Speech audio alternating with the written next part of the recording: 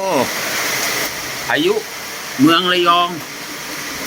โอ้น้ำท่วมกันหมดแล้วมั้งเนี่ยโอ้ทั้งลมทั้งฝนเลยโอ้ยหนักแน่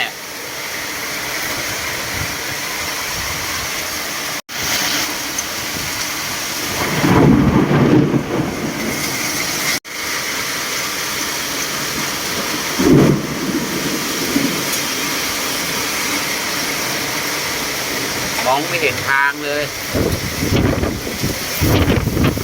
ขนาดอยู่คอนโดต้องแอบก่อนแล้ว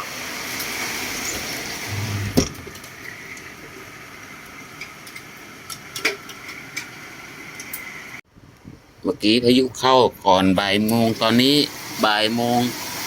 จะ40เบาแล้ว